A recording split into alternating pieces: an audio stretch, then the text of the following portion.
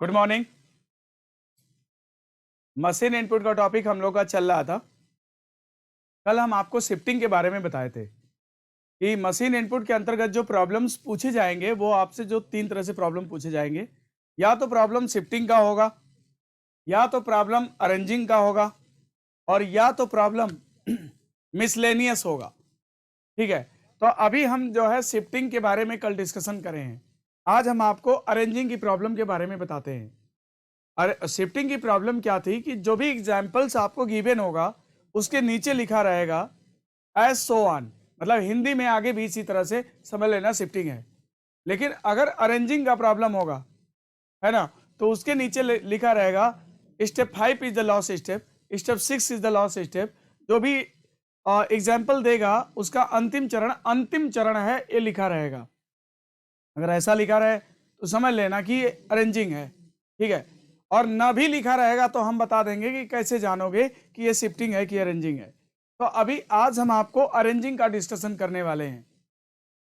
जैसे ये एक क्वेश्चन है जिसका इनपुट लिखा हुआ है, आप इसमें देख सकते हो।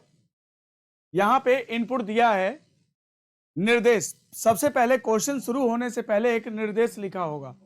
निर्देश में यह लिखा होगा, एक शब्द एवं संख्या व्यवस्थापन मशीन को जब शब्दों एवं संख्याओं की कोई इनपुट लाइन दी जाती है तो वह इनको एक नियम विशेष के आधार पर परिवर्तित करती रहती है।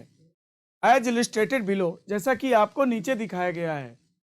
When a word and number arrangement machine given an input line of words and numbers rearranges them following steps according to a specific rule as illustrated below, जैसा कि आपको दिखाया गया है। तो प्रत्येक सवाल में एक मशीन का फंक्शन दिखाया जाता है, उसके बाद आपसे प्रॉब्लम पूछे जाते हैं। जैसे यहाँ पर एक मशीन को जब इस तरह की इनपुट लाइन दिया गया तो अकॉर्डिंग टू स्पेसिफिक रूल वह मशीन इस तरह से अरेंज करना प्रारंभ कर दी। तो आपको बताना है, इस पर पूछे जाने वाले क्वेश्चन को बताने हैं। तो कह रहा है कि देखिए यहाँ पे क्या लिखा हुआ है, इसका अंतिम चरण 5वां चरण है, और यहाँ लिखा है step 5 is the last step. चरण 5 अंतिम चरण है। तो जिस क्वेश्चन के नीचे लिखा रहेगा कि चरण, जो भी चरण दिया है, मान लो 6 चरण होता, 7 होता, अगर ये लिखता कि this is the last step, तो ये समझ लो कि अरेंजिंग का प्रॉब्लम है। ठीक है, तो अरेंजिंग के प्रॉब्लम में अब हम क्वेश्चन करेंगे। पहले तो इसके नियम को समझना होगा, फिर इसके क्वेश्चन को करना होगा। देखो, मशीन इनपुट के किसी भी क्वेश्चन में जो सबसे महत्वपूर्ण चीज है वो है पैटर्न। अगर आप पैटर्न को पहचान लिए तो आप किसी भी प्रश्न का उत्तर फटाफट दे सकते हो। अगर पैटर्न आपको समझ में नहीं आया तो आपको प्रॉब्लम होगी, हर क्वेश्चन में प्रॉब्लम होगी। तो देखिए, ये तो हमने आपको बता दिया कि ये अरेंजिंग की प्रॉब्लम है।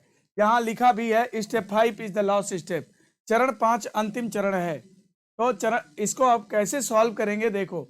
अब ये देखो, ऐसी कौन सी खासियत है कि गोट को पहले लिख लिया, फिर इसके बाद कार सम पोर इस तरह लिखा गया। फिर ऐसी कौन सी खासियत है कि मोर आया, फिर बाकी जस का तस लिखा गया। कौन सी खासियत है, पोर आया फिर बाकी जस का तस। कौन सी खासियत है, सम आया फिर बाकी जस का तस। इस तरह से स्टेप लिखा। और 5वां चरण अंतिम चरण है। There will be no such step require. अब आगे जो है कोई भी स्टेप नहीं बनेगा, हाँ जरूरत भी नहीं है, क्योंकि यहाँ पे ये रीअरेंजमेंट जो है कंप्लीट हो चुका है। ठीक है, तो बताओ भाई, ये पैटर्न कितने लोग को समझ में आ रहा है? ये चूंकि हम अरेंजिंग का पहला सवाल करा रहे हैं, इसलिए ये पैटर्न मैं खुद से बता देता हूं आपको।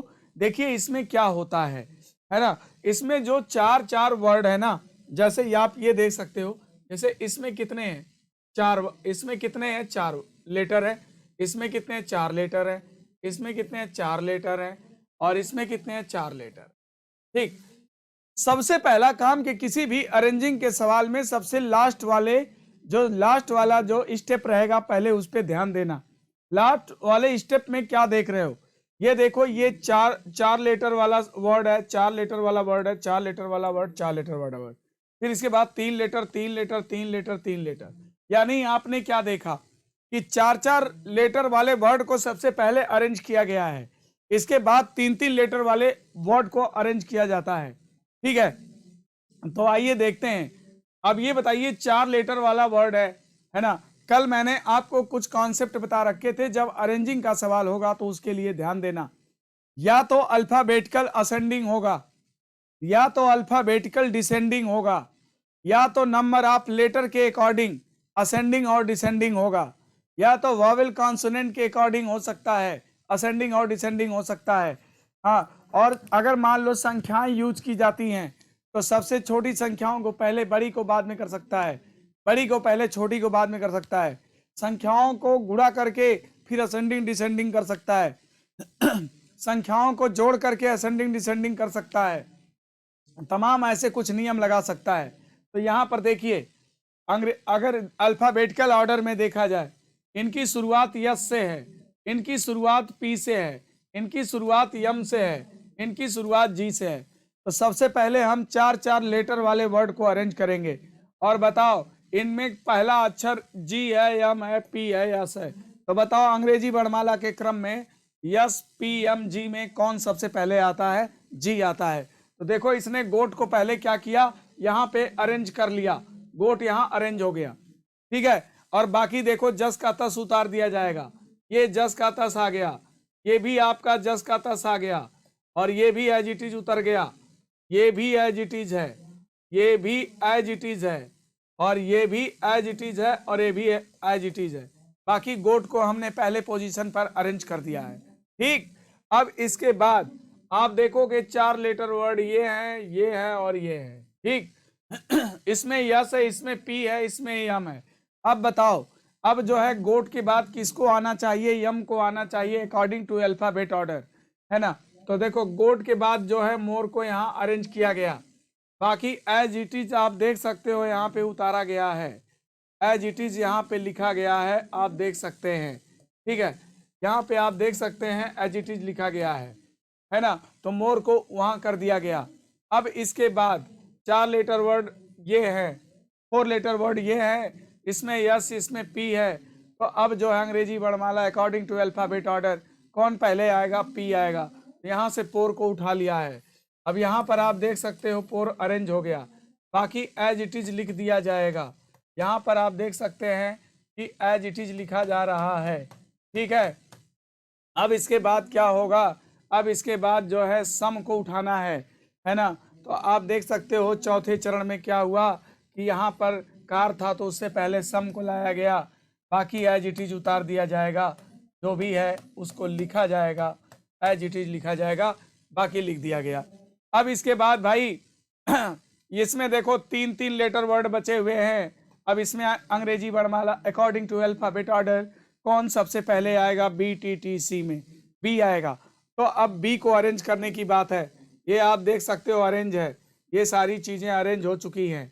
अब इसके बाद देखो वहाँ से उठा के बी को यहाँ लाया गया और बाकी जस का तस उतार दिया गया, बाकी जस का तस उतार दिया गया, आप देख सकते हो। अब इसके नीचे there will be no such step, कोई भी चरण आप नहीं बना सकते हो, क्योंकि देखो अगर ये पहले 4-4 लेटर वर्ड अरेंज हुआ, फिर 3-3 लेटर वर्ड अरेंज हुआ, बी के बाद सी आता है, और सी अब यहाँ टी दोनों बराबर हैं, टी आई दोनों में है, लेकिन TIE है और यहाँ TIN है।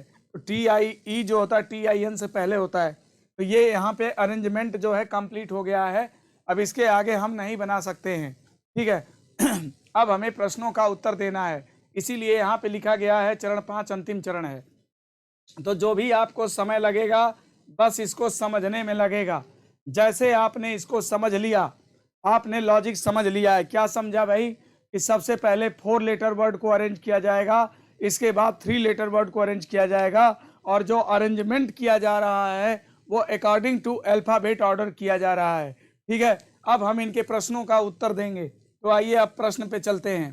ये आपका पहला सवाल आ गया, ठीक है। अब ये आपका पहला सवाल आ गया। इसमें आपको यदि input mute deal sit cut coat day long for अगर दिया हो, कह रहा है कि चौथा चरण क्या होगा। तो इसका चौथा चरण मुझे बनाना है। आओ मैं पहले चौथा चरण बना के दिखाता हूँ, फिर मैं तुम्हें इसका ट्रिक बताऊंगा जल्दी कैसे करोगे। ये देखो इसका चौथा चरण बनाता हूँ। इसका मैं सबसे पहले हम लोग क्या अरेंज करेंगे पहले चरण में दोस्तों, पहले 4-4 लेटर वर्ड अरेंज होगा, 4-4 लेटर वर्ड। और इसमें बताओ सबसे पहले कौन आएगा? यल है, सी है, डी है, यम है, तो सी आएगा, यानी कोट को पहले लिखा जाएगा कोट। ठीक, बाकी एज इट इज उतार दिया जाएगा म्यूट। ठीक, डील, ठीक है। अब इसके बाद सिट, ठीक है। अब इसके बाद कट, ठीक है, फिर डे, फिर लॉन्ग, फिर फार, लिख दिया। अब इसके बाद हम दूसरा चरण बनाने जा रहे हैं, दूसरा स्टेप बनाने जा रहे हैं। अब सी के बाद क्या होना चाहिए बताओ भाई? सी के बाद बताओ अब क्या होना चाहिए दूसरे चरण में? दूसरे चरण में क्या आना चाहिए? 4 लेटर वर्ड आना है तो डी आएगा। तो अब इसके बाद क्या लिखोगे? अब यहाँ देखो कोट के बाद जो है डी, डील, डी से शुरू होने वाला डील आएगा, ठीक है। अब इसके बाद म्यूट आएगा, ठीक है। बाकी एज इट इज उतरेगा, सीट है ना, कट, डे, लॉन्ग, हार, ठीक है। 2 चरण बन गया। तीसरा चरण बनाता हूं।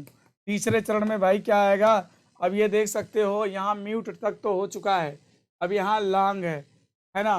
तो ये बताओ अब यहाँ पर यल और यम में कौन पहले? डी के बाद कौन आएगा? यल की यम, तो यल आएगा। तो लॉन्ग उठाओगे अब यहाँ से, तो यहाँ पे क्या हो जाएगा तुम्हारा? कोट, है ना, फिर डील, ठीक है, फिर इसके बाद लॉन्ग, ठीक है, लॉन्ग, फिर इसके बाद म्यूट, ठीक है।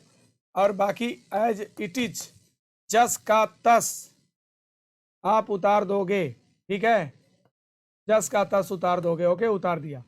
अब इसके बाद भाई चौथे चरण का नंबर है, चौथा चरण बनाने जा रहे हो। तो जो 4 लेटर वर्ड थे वो तो अरेंज हो चुके हैं। अब 3 लेटर वर्ड में देखो क्या क्या है। 3 लेटर वर्ड में किसको किसको लोगे? कौन पहले आना चाहिए बोलो? ए यस है, सी है, डी है, एफ है ना। तो सी पहले आना चाहिए, तो म्यूट के बाद कट आना चाहिए। अब हम चौथा चरण बनाएंगे। चौथा चरण बनाने जा रहे हैं, देखो कोट, ठीक, डील, ठीक, लॉन्ग, ठीक, इसके बाद म्यूट, है ना। फिर इसके बाद बोलो अब कट आना चाहिए, कट ले आया। बाकी जस का तस उतार दोगे तो सिट है भाई, और इसके बाद डे, फार।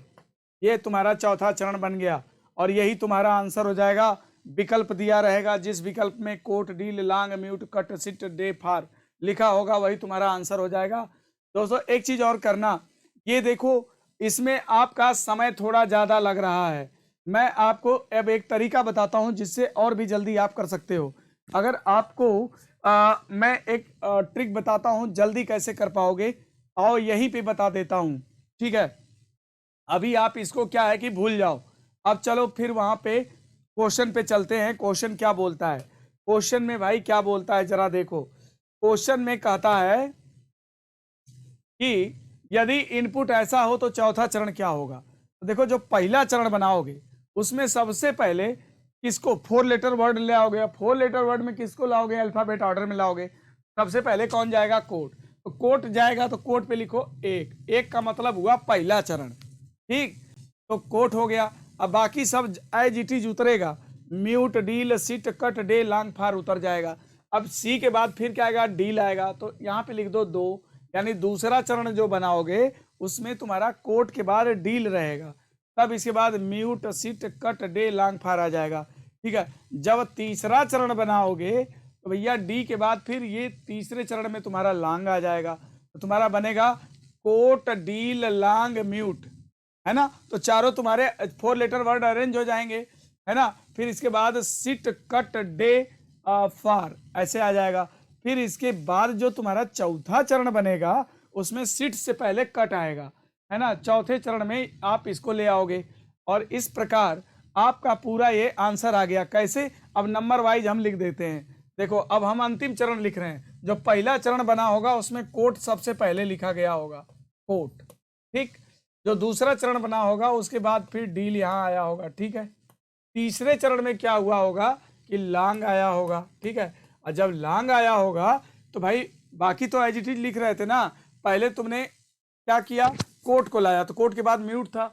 फिर दूसरे चरण में तुम डील लाए, तो कोट के बाद डील आया, तो डील के बाद फिर म्यूट था। फिर तीसरे चरण में आप लॉन्ग लाए, तो कोट, डील, लॉन्ग, लॉन्ग के बाद फिर क्या रहेगा? म्यूट रहेगा, ठीक। ये म्यूट रहेगा। अब म्यूट रहेगा, इसके बाद फिर sit, cut, sit cut day थार ऐसे रहेगा भाई। सिट से पहले सी आना चाहिए। अगर तीन तीन 3 लेटर वर्ड अब अरेंज करेंगे उसमें जो सी है वो सबसे पहले पड़ता है, तो जो चौथा चरण बनेगा अब यहाँ पे कट आ जाएगा। अब बाकी एज इट इज उतार दोगे, सीट आ गया, इसके बाद जो है बाकी एज इट इज है, डे आ गया और यहाँ पे डे आ गया और इसके बाद जो है डे आ गया, इसके बाद फार आ जाएगा, है ना। अब तुम चौथे चरण से मिला के देख लो। यहाँ पर देखो कोट है, यहाँ भी कोट है, यहाँ डील है, यहाँ डील है, यहाँ लॉन्ग है, यहाँ लॉन्ग है, यहाँ म्यूट है, म्यूट है, कट है, कट है, sit sit, day day, for for. यानी कि हम डायरेक्ट चौथा चरण यहाँ पर लिख दिए इस तरह से नंबरिंग करके। तो अगर इस तरह से आप करोगे तो आपका टाइम बच जाएगा, इतने चरण आपको बनाने नहीं पड़ेंगे, आप फटाफट नंबरिंग करके वहीं पे आंसर जो है निकाल सकते हो। और दूसरा चरण, दूसरा क्वेश्चन देखते हैं, दूसरे क्वेश्चन में आते हैं। ये अब आपका दूसरा सवाल आ गया, ठीक है। कहता है कि इनपुट का तीसरा चरण ये दिया हुआ है, किसी इनपुट का ये तीसरा चरण आपको दे रखा है, तो अंतिम चरण कौन सा होगा। ठीक, तो देखो भैया जो भी आप बनाओगे, सबसे पहला चरण जो बना होगा उसमें बी गया होगा, दूसरे चरण में टी गया होगा, तीसरे में भी गया है। और आपको पता है कि 4 लेटर वर्ड सबसे पहले अरेंज किए जाएंगे।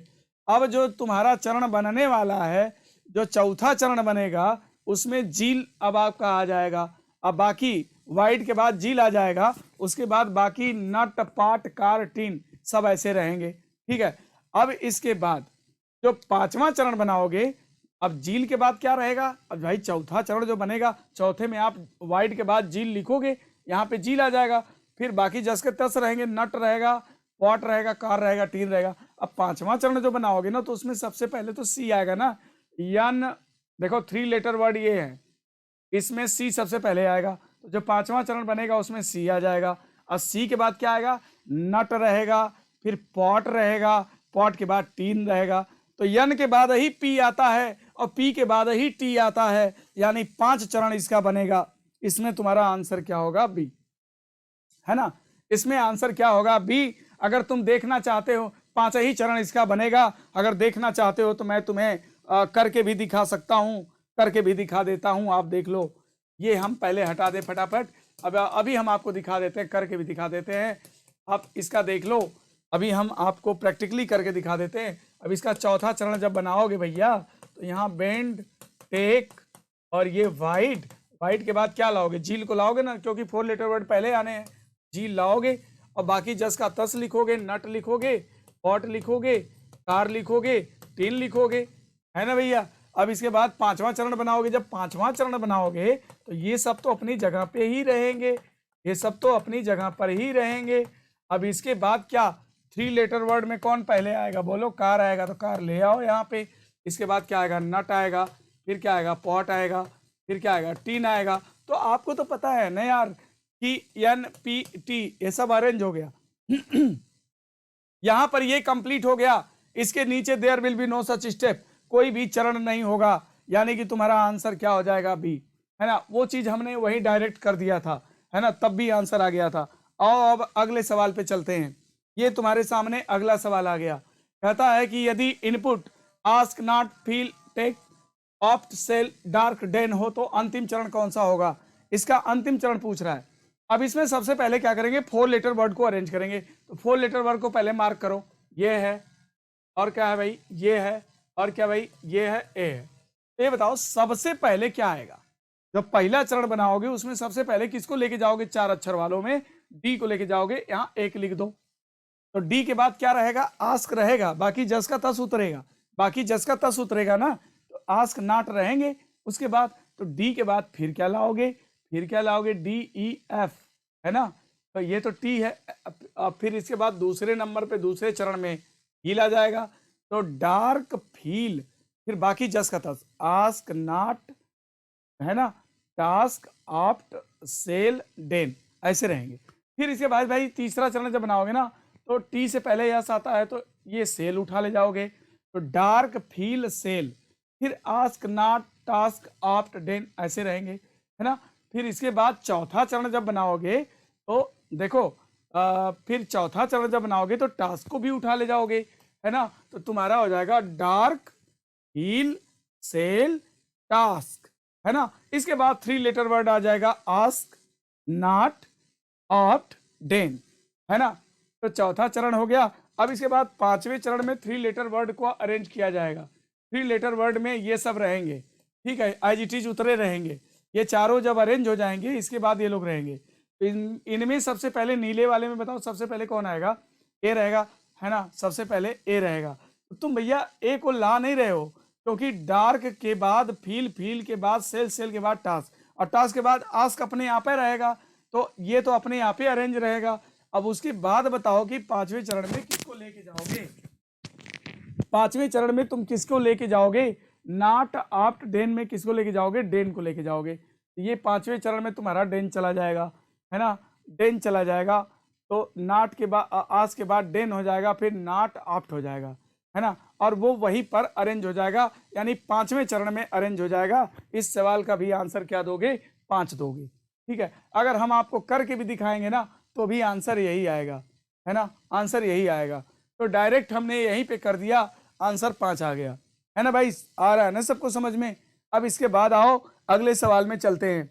अगला सवाल आपका ये है कि यदि इनपुट ऐसा हो तो तीसरा चरण क्या होगा, है ना। देखो, इनपुट ऐसा हो तो तीसरा चरण क्या होगा, है ना। तो जब पहला चरण तुम बनाओगे, पहले 4 लेटर वर्ड लाओगे। तो 4 लेटर वर्ड में कौन कौन है? ये है, ये है, ये है और ये है ना। तो देखो, पहला जो चरण तुम्हारा बनेगा, इनपुट में ही डी सबसे पहले आना चाहिए। 4 लेटर वर्ड देखो, ये डी है, यस है, यम है, जी है।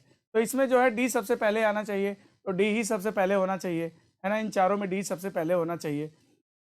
तो क्या करेंगे ना, तो डी तो वहाँ मौजूद है, ऑलरेडी मौजूद है, उसको तो आप ले नहीं जा रहे हो। तो डी को छोड़ करके बताओ कौन सा ले जाओगे? पहले सबसे पहले पहला चरण जो बनेगा उसमें डी के बाद किसको लेके जाओगे? जी को लेके जाओगे। तो या 1 लिख दोगे, 1 लिख दोगे। फिर इसके बाद बताओ, अब डोर हो गया, गोल हो गया, है ना, पहला चरण में। फिर साइट, में, फॉर, यू, मीन, नाउ, ये एज इट इज रहेंगे, ठीक है। अब दूसरा चरण जब बनाओगे ना तो डोर और गोल के बाद किसको लेके आओगे? मीन को लेके आओगे दूसरे चरण में, ठीक। दूसरे चरण में तुम्हारा मीन आ जाएगा। इसके बाद क्या क्या रहेगा? डोर, गोल, मीन, डोर, गोल, मीन, फिर साइट। साइट अपने आप आ गया भैया दूसरे चरण में ही, है ना। साइट आ गया तो 4 लेटर वर्ड अरेंज हो गए। अब 3 लेटर वर्ड की बारी होगी, है ना। 3 लेटर वर्ड की अब बारी होगी, 3 लेटर वर्ड की बारी होगी। देखिए, जब पहला चरण आप बनाओगे तो पहले चरण में आप गोल को लेके जाओगे, डोर के बाद गोल लिखोगे, बाकी जस का तस। जब दूसरा चरण बनाओगे तो गोल के बाद मीन लिखोगे, डोर, गोल, मीन, है ना। और साइट अपने आप फिर मीन के बाद आ ही जाएगा वहां पे, है ना। डोर, गोल, मीन, डोर, गोल, मीन, फिर साइट में, फॉर, यू, नाउ, ऐसे लिखोगे दूसरे चरण को। फिर तीसरे चरण में क्या है ना, ये अब 3 लेटर वर्ड को अरेंज करने की बारी आ जाएगी। और 3 लेटर वर्ड में सबसे पहले कौन लेके आओगे? साइट के बाद चूंकि में है तो वहां पे यफ लेके आओगे, यानी आर आ जाएगा तीसरे चरण में, है ना। आर के बाद फिर क्या रहेगा? में रहेगा, यू रहेगा, नाउ रहेगा, है ना। तो अब इसके बाद क्या क्या लेके आओगे? या फार के बाद तो यम आना चाहिए, तो यम अपने आप ही रहेगा, है ना। फिर जो लेकिन हमें तीसरे चरण तो बनाना था, तो बन तो गया तीसरा चरण, तीसरा चरण तो बन गया। अब आओ लिख लेते हैं इसको। यहाँ पे जो हमारा अब आंसर बनेगा वो क्या बनेगा? डोर, गोल पहले चरण में आएगा, बाकी जस का तस। डोर के बाद क्या आएगा? यहाँ गोल आएगा, बाकी जस का तस। साइट, में, आर, है ना। सॉरी, हम सबको लिख देते हैं यहाँ पे। डोर हम डायरेक्ट आंसर लिख रहे हैं, तो पहला चरण जो बनेगा उसमें गोल आ गया। जो दूसरा चरण बनेगा अब उसमें मीन आ जाएगा, ठीक है। तीसरा चरण जो बनेगा ना, वहाँ अब साइड तो इसके बाद अपने आप रहेगा ही। उसके बाद तीसरे चरण में फार आ जाएगा, ठीक है। बाकी एज इट इज उतार दिया जाएगा। में, यू, नाउ, ये तुम्हारा आंसर बनेगा। अब मैं तुम्हें करके भी दिखाता हूं, इसको करके भी दिखा देता हूं। ये इनपुट है ना, तीसरा चरण पूछा था, पहला चरण, तो डोर के बाद, क्योंकि देखो जो 4 लेटर वर्ड है ना उसमें डी सबसे पहले आता है, पहले है, तो जो पहले है उसको क्या अरेंज करोगे, दूसरे को ले आओगे, इस गोल ले आओगे, गोल, बाकी जस का तस उतारोगे, साइट में आर यू मीन नाउ, पहला चरण। अब दूसरा चरण जो बनाओगे उसमें क्या लाओगे, डोर हो गया, गोल हो गया। अब भैया साइट और मीन में कौन आएगा, यम, तो मीन आ गया। अब मीन के बाद साइट लिखोगे ही, साइट है ना, गोल के बाद मीन आया, मीन के बाद आईजीटी उतारोगे तो साइट लिखा ही जाएगा, में आर यू नाउ, लिख दिया। अब तीसरा चरण बनाओगे जो तुमसे आंसर पूछा है, तो डोर, गोल, मीन, साइट। अब बताओ 3 लेटर वर्ड में कौन पहले आएगा, कौन पहले आएगा, यफ आएगा, तो यहां लाओगे फार, फिर लिखोगे में, एडजेक्टिव उतार दोगे, यू नाउ, ये तुम्हारा बन जाएगा आंसर। तो यही तो बना है ना मेरा आंसर। डायरेक्ट आंसर लिख सकते हो इस तरह से नंबर डाल करके, और करोगे तब भी वही आएगा जैसा कि यहाँ पर किया गया है, ठीक है। तो इस प्रकार तुम्हारा आंसर आ गया। आइए अगले सवाल में चलते हैं। कहता है कि यदि इनपुट का दूसरा चरण यह है, हाँ, तो निश्चित रूप से इनपुट क्या होगा। याद रखना कि दोस्तों अगर आपसे ऐसा सवाल कभी भी पूछा जाएगा, अगर आपसे अरेंजिंग का सवाल कभी पूछा जाता है ना, और उसमें अगर इस तरह से लॉजिक चल रहा है, तो ये एक निश्चित पैटर्न चल रहा है, पैटर्न को फॉलो कर रहा है, तो कभी भी आप स्टेप से इनपुट ज्ञात नहीं कर सकते हो। इसका फिक्स आंसर होता है सी एंड डी, तय नहीं कर सकते। इस क्वेश्चन का फिक्स आंसर जान लो, कभी भी तुम चरण से इनपुट नहीं प्राप्त कर सकते। क्यों? क्योंकि तुम ये नहीं जान पाओगे कि कोट जो है पहले चरण में कहाँ रही होगी, या कम कहाँ रहा होगा, या फार इसके पहले कहाँ रहा होगा। ये आप नहीं, इसका पहला चरण ही नहीं बना सकते हो। यानी कि अरेंजिंग के सवाल में चरण से इनपुट नहीं प्राप्त किया जा सकता, यानी कि बाद के चरण से उसके पहले का चरण नहीं प्राप्त किया जा सकता। इसका फिक्स आंसर होगा तय नहीं कर सकते। तो यानी एग्जाम में आपसे 5 सवाल अगर पूछेगा तो आपको 4 ही सवाल बनाना पड़ेगा, और एक सवाल का आंसर आप फिक्स जान लो कि उसका आंसर हो जाएगा ज्ञात नहीं कर सकते, ठीक है। तो आपको मैंने 5 क्वेश्चन सॉल्व कराया अभी, है ना, 5 क्वेश्चन मैंने कराया। तो अभी आप देख सकते हो आज मैंने आपके लिए ये पैटर्न लेके आया था। कल मैंने आपको जो क्वेश्चन कराया था, कल वाला जो क्वेश्चन था, कल का क्वेश्चन शिफ्टिंग पर बेस्ड था, और आज का क्वेश्चन जो है अरेंजिंग पर बेस्ड था। तो कैसे इसको हम एग्जाम में जल्दी कर सकते हैं, कैसे कर सकते हैं इस सवाल को, जैसे इस पैटर्न को हम समझेंगे और उसकी तुरंत जो है हम क्वेश्चन को सॉल्व कर सकते हैं। जैसा कि आज के प्रॉब्लम में मैंने आपको दिखाया है, इस क्वेश्चन को करके भी दिखाया है, और ट्रिक से कैसे करेंगे वो भी करके दिखाया है।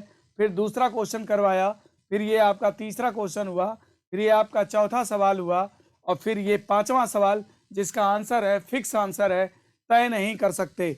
स्टेप से कभी भी इनपुट नहीं निकाल सकते अगर फिक्स पैटर्न को फॉलो हो रहा है तो। यानी सीधे सीधे कह सकते हो कि अरेंजिंग के प्रॉब्लम में अगर फिक्स पैटर्न फॉलो हो रहा है, कभी भी स्टेप से उसके ऊपर का स्टेप या input can not be determine, fix answer है, ज्ञात नहीं कर सकते। तो ओके, थैंक यू।